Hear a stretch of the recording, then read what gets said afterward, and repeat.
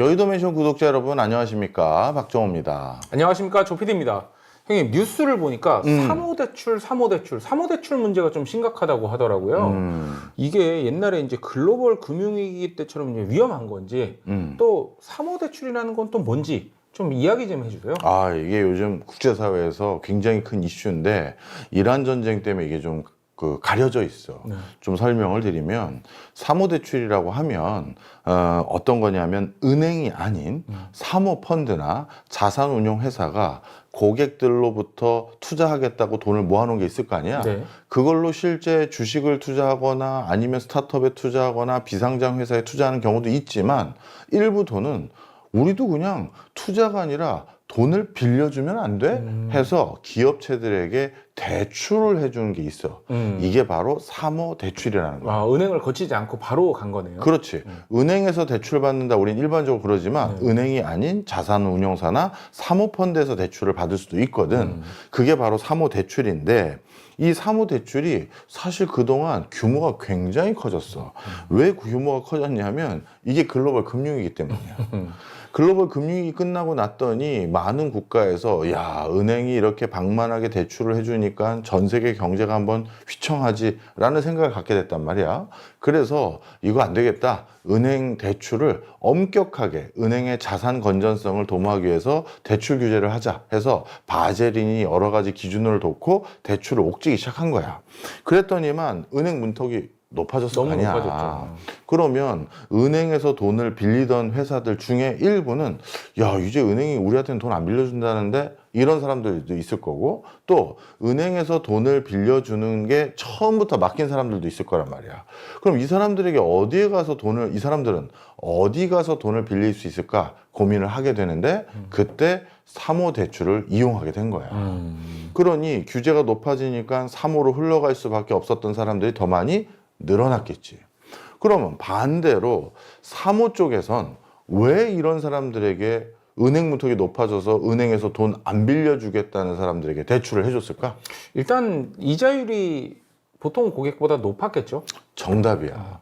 이자율이 통상적으로 은행도 안 받아주는 사람들이라면 더 많은 이자를 요구할 수 있을 거 아니야. 따라서 사모 입장에서는 물론 본인들이 거기 원금 손실에 대해서는 어느 정도 컨트롤하고 제어할 수 있다라는 자기들의 확신이 있어야겠지만, 하여튼 그런 확신 아래 이자 더 준다는데 여기 투자하는 게 낫겠는데 이런 판단이 이어져서 바로 사모대출도 이런데 대출을 많이 해주게 됐던 거야. 그러면 이런 것들의 니즈가 맞아서 사모대출 규모가 커지긴 했는데 얼마나 커졌느냐? 5천억 달러였는데 이게 10년 만에 보수적으로 잡은 데는 2조가 넘었다라고 하니까 4배 정도 된 거지. 최소 4배 이상이네요. 그리고 S&P 글로벌 같은 데는 조금 더 세게 잡아서 아니다, 이미 3조가 넘어가는 것 같다, 이렇게 얘기하는 입장도 있고, 또 다른 아주 좀 이 규모를 크게 계산하는 데는 4조 5천억 원까지 이미 성장한 것 같다, 이렇게 얘기하는 데도 있어. 자, 그래서 이게 더 큰 문제인 거야. 무슨 소리냐 하면 우리 경영학에서 가장 오래된 격언 중에 측정하지 못하면 관리할 수 없다라는 거야.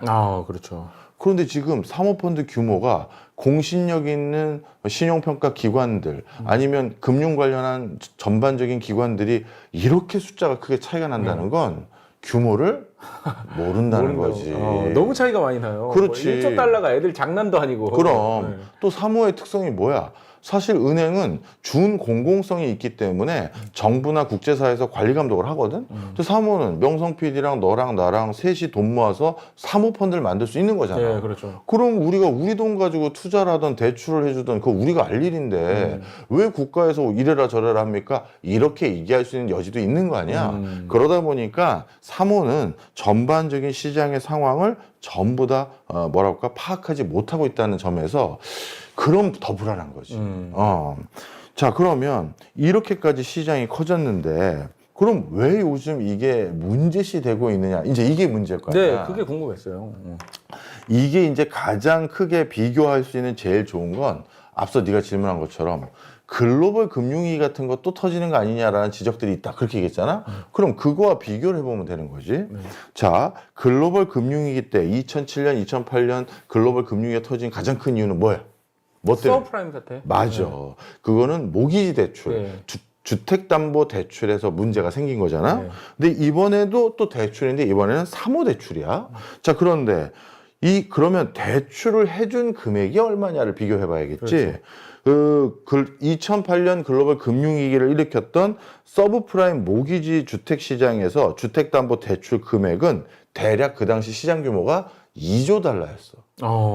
그런데 이번에 사모펀드 시장 대출 규모가 보수적으로 잡았을 때 얼마다? 2조 달러다. 그렇지. 네. 그러니 규모도 얼추 비슷한 거야. 시기는 한 15년, 16년 정도 지난 거죠. 그렇지. 네. 그렇지만 우리가 이거는 가장 보수적으로 잡은 게 이 정도라는 차이가 있으니까 실제 3조든 아니면 4조 가까이 되든 뭐 그럴 수도 있다는 거니까. 자, 그것도 하나 규모도 그러면 얼추 적다고 볼 수는 없는 거고. 그다음에 부도율이 또 중요하겠지. 네. 서브프라임 모기지 대출 중에 실제 그 당시 몇 퍼센트나 부도가 나서 전 세계 경제가 휘청인 겁니까? 이게 중요할 텐데 그 당시 부도율은 얼마였냐면 두 자릿수 초반대야. 그러니까 뭐 12% 뭐 그 정도라고 봐야지. 13% 정도. 이게 어떤 종류의 채권이냐에 따라서 부도율이 좀 달라서 딱 일괄 몇 퍼센트다 이렇게 얘기하기가 좀 어렵거든. 네. 근데 전반적으로 10% 초반대의 부도율을 보였어. 근데 지금 그러면 사모펀드 부도율이 얼마나 되느냐 했었을 때 이게 또 조금 우려되는 수준인데 2024년도가 5%를 넘었어. 네. 그런데 최근 나오는 보도들을 보니까 일부 지금 뭐라고 해야 되나 사모펀드 중에 부도율이 높아진 데는 9%대까지 올라왔다라는 얘기가 왕왕 들리는 아니 거야. 얼추 근접했어요. 네, 10% 그러니까. 초반에. 그렇지. 그리고 2024년도가 5%대 내외였다고 했는데 지금 거의 1년 좀 넘어가는 말에 1년 만에 지금 2배 가까이 올라가는 거잖아. 그리고 또 추세가 중요하잖아요. 맞아. 추세가 올라가는 추세니까 지금 2026년도에는 조금 더 높아졌을 가능성이 좀 있잖아요, 더. 맞아. 바로 이제 그게 또 걱정이고. 그리고 실제 그러면 앞으로 지금 대출을 받아서 지금 돈을 갖고 있는 사람들의 행태들을 봤을 때 이게 부도율이 더 올라갈지 아니면 잠잠해질지를 또 거기서 우리가 간파할 수가 있잖아. 그런데 지금 가장 보편적인 사모대출을 이용했던 사람들의 행태가 뭐냐면 원금의 재대출이야. 아, 원금의 재대출. 자, 이게 무슨 소리인지 설명드릴게. 내가 100만 원을 대출 받았고 10% 이자를 부담하기로 했어. 네. 그러면 내가 첫 번째 이자 나쁜 날 난 뭐만 부담하면 돼? 이자? 그렇지. 네. 그럼 이자 얼마? 10%니까 10만 원. 네. 10만 원만 내면 된단 말이야.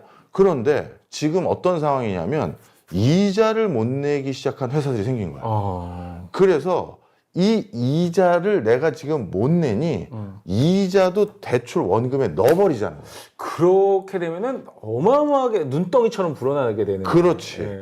그런데 이 사모펀드도 가만히 보니까 야, 이거 얘를 지금 부도 내버리면 어차피 나 영영 못 받을 것 같은데 그럼 어차피 이자 나에게 들어올 예정 금액이었지 아직 들어온 건 아니잖아. 네. 좋아. 그러면 네가 지금 이자 못 갚아서 내가 너 부도 처리시키느니 이자도 내가 추가로 그럼 대출해 준 걸로 해줄게. 하여튼 그 사이 네가 어떻게든 살아나 봐. 이렇게 결정을 할 수 있는 요인이 클 거 아니야.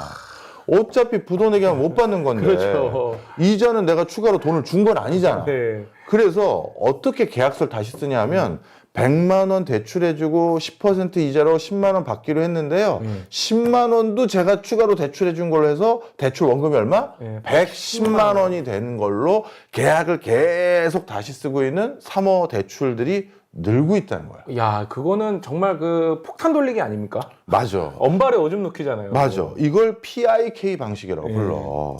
이게 지금 계속 늘고 있다는 거지. 그럼 얼마나 이 PIK 비중이 늘었느냐? 2022년에는 사모대출 중에서 PIK로 어떻게든 제가 나중에 해결할 테니까 이자도 좀 대출을 해주십시오 했던 게 6에서 7%였는데 2024년 3분기에 이게 10%대로 늘었고 그리고 최근 들어서 이게 10%가 아니라 15%를 향해서 달려가고 있는 거 아닌가 이런 진단들도 없는 건 아니야. 야, 그 사실 제대로 했었으면 그거 망했어야 되는 건데 그렇지. 억지로 늘린 거잖아요. 기간을. 은행에서는 이거 얄짤 없어.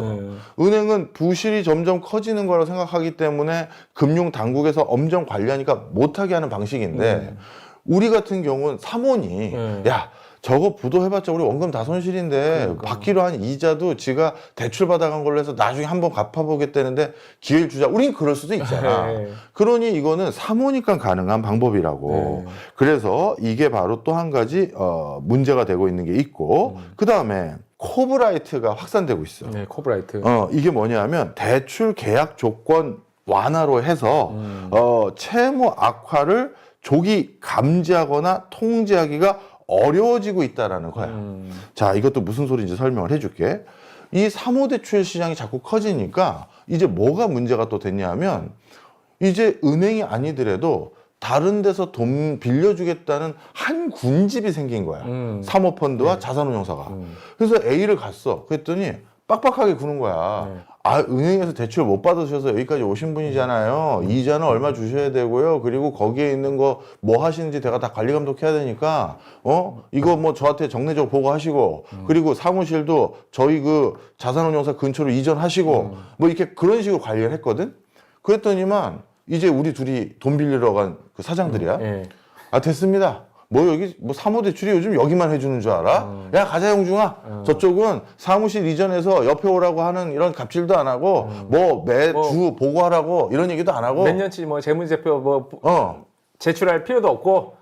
글로 가자 영중아. 이렇게 돼버린 거야. 그러면 결국은 가장 제약이 없는 곳으로 가게 되는 거잖아요. 그렇지.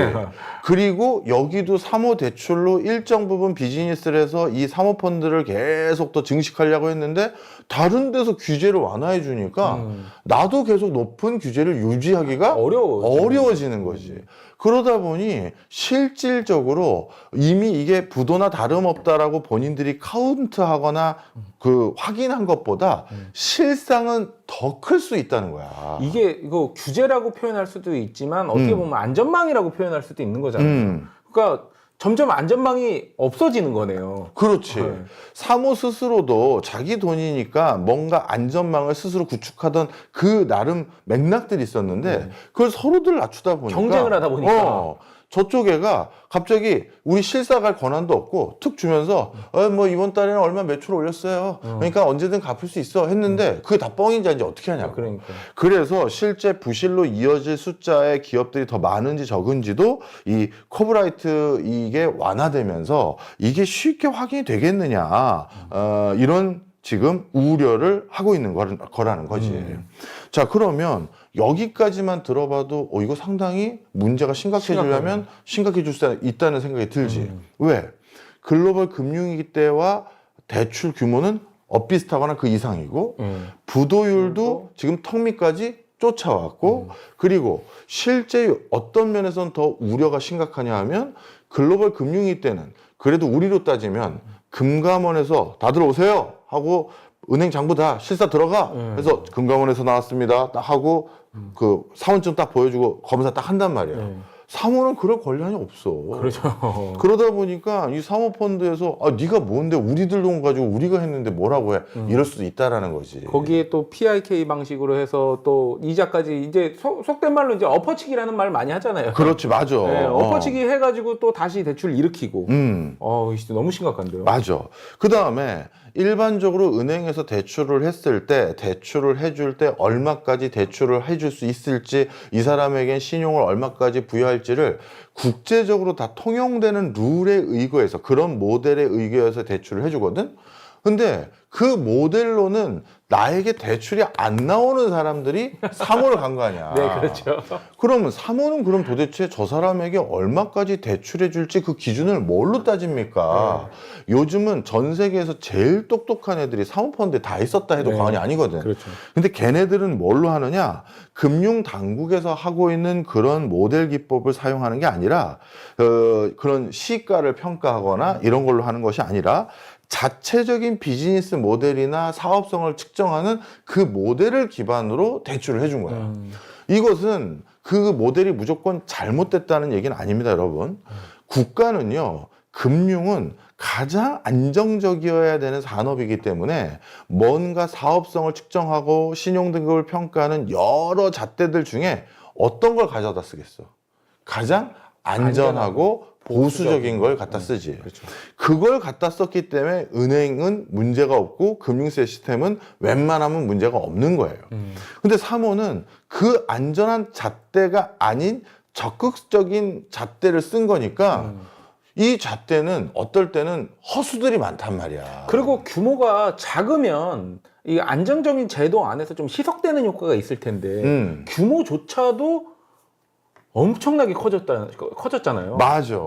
그러다 보니까 이거 이제는 이 잣대 자체도 자가 동일해야 네. 그것도 동일하게 비교하는데 글로벌 금융위기 때 은행에서 대출해준 거의 부도율과 사모펀드가 대출해준 거의 부도율을 같은 선상에서 보면 안 된다는 거지. 그렇죠. 만약에 은행 잣대로 부도율을 측정하면 벌써 20% 넘었을 수도 있다. 네, 그러니까. 이렇게 얘기하는 굉장히 지금 걱정을 많이 하는 전문가들도 있는 거야. 자, 그래서 이게 지금 이란보다도 더 큰 위험 수위로 올라가고 있다라고 진단들을 하고 있어. 그러면 내 입장은 어떠냐가 더 중요하잖아. 네, 그렇죠. 저도 아주 다른 견해는 아니에요. 이거 자칫 잘못하면 큰일 날 수 있는 요소이기 때문에 사모펀드의 문제가 본격화됐다라는 외신 보도를 보는 순간 굉장히 보수적인 자산운용 계획으로 돌아서셔야 돼요. 자칫 잘못하면 서브프라임 모기지 때 많은 돈 날린 사람이 있고 하잖아. 네. 그렇게 될 수가 있기 때문인데 왜 내가 그렇게 생각하냐 하면 이 사모펀드가 그럼 도대체 어느 쪽에다가 대출을 많이 해줬는지 대출을 많이 해준 회사들을 찾아봤어요. 네, 기업들. 그랬더니 이렇게 설명하는 게 제일 나을 것 같아.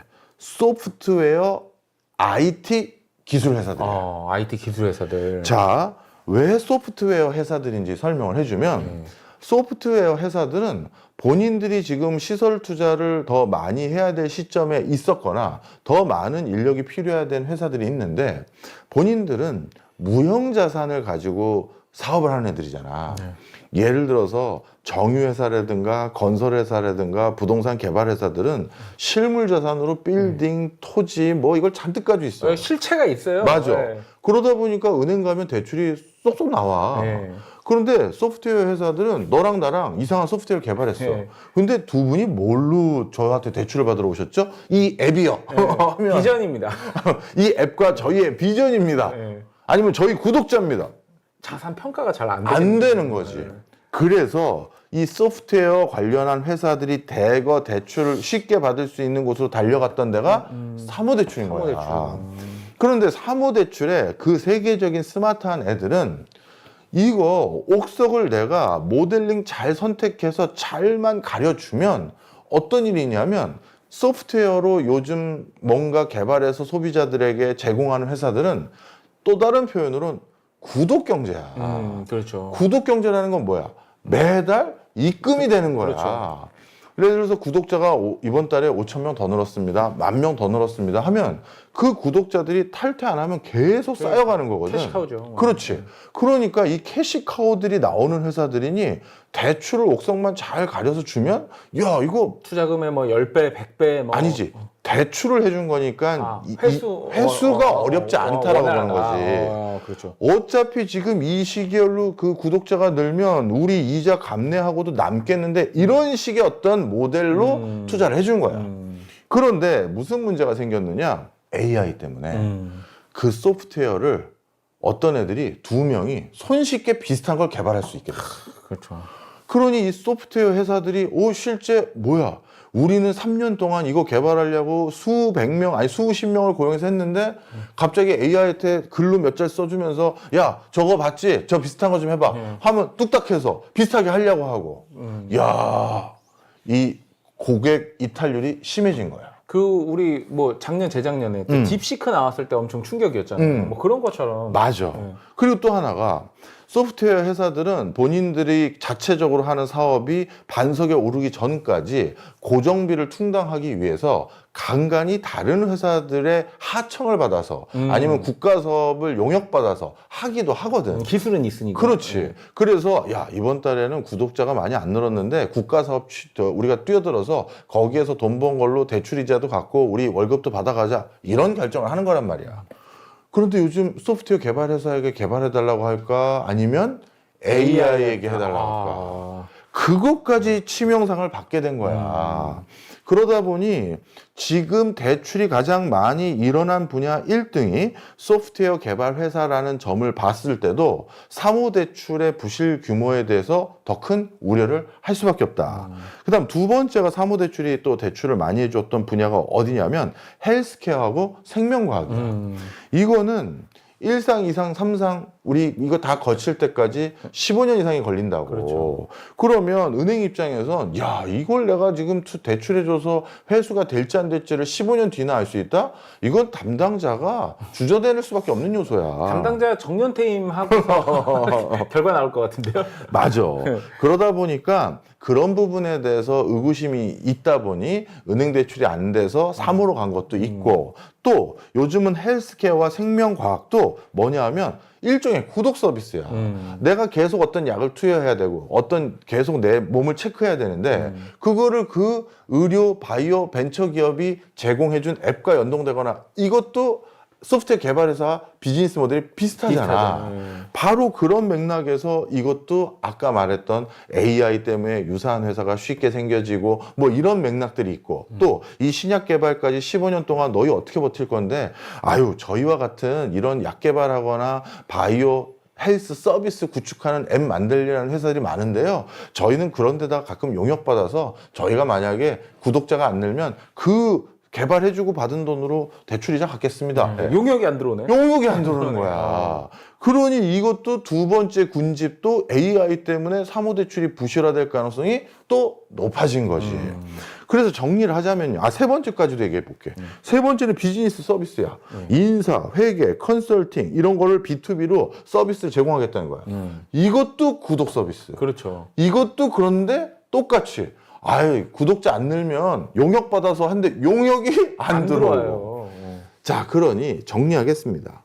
사모대출이 부실화된 건 수많은 AI 서비스를 제공하는 그 회사들이 허수가 됐다라는 걸 증명하는 현상이 아니라 그 AI 그 우리가 말하는 챗 GPT, 엔트로픽, 그 제미나이 이런 게 너무 튼실한 서비스를 제공해 주다 보니 소프트웨어 개발을 기반으로 신규 비즈니스를 하려고 했던 그 회사들이 문제가 된 거고 제일 많이 해준대잖아. 그렇지. 그래서 그 회사들이 그 회사들에게 대출을 해줬던 사모펀드가 위험해진 거라고 보는 게 정확한 해석입니다. 사모펀드에 세계적인 부호들이 돈 넣어서 챗 GPT, 제미나이 아니면 또 그로 이런 데 돈 넣었다가 낭패본 그게 아니라는 걸 이걸 기억하셔야 된다라는 겁니다. 자, 그럼 정리를 해보죠. 우리나라는 아직 사모시장이 해외처럼 이렇게 발달하진 않았습니다. 그래서 국내발 사모대출의 부실 이거는 아직 뭐 금융위에서 시중은행들과 다 금융 관련한 회사들 불러 모아서 설명해봤더니 추정치가 한 5천억 정도 될 거다 이렇게 추정하고 있습니다. 우리나라 경제 규모에서는 뭐 감당할 수 있는 부분. 그럼 웬만한 저축은행 수준도 안 돼. 이 정도는 뭐 그래서 감내할 수 있는 수준이라서 국내는 전 걱정 없다고 생각하는데요. 해외는 분명 문제가 생길 수 있는 여지가 있으니 우리가 모니터를 해야 된다. 그래서 이게 또 연쇄적으로 국내로 번질 위험이 있잖아요. 그렇지. 그리고 제일 큰 문제는 아까 말한 헬스케어 분야에서 뭔가 사모대출의 부실이 터졌다라고 하면 어디까지 터지고 어떻게 될지 모르니까 그냥 헬스케어 관련된 회사들의 자금 경색이 일어나고 주가는 떨어지고 하면 내 회사는 관계없더라도 그냥 제일 먼저 추풍낙엽처럼 떨어지는 주가에 투자한 꼴이 돼버리는 거야. 그렇죠. 그런 맥락에서 주의하시라는 거지. 그냥 제가 투자한 회사 그 공시 내용 봤더니 사모대출은 없던데요. 이렇게 순진하게 생각하시면 안 됩니다. 자, 중요한 얘기 하나 언급해 드렸습니다.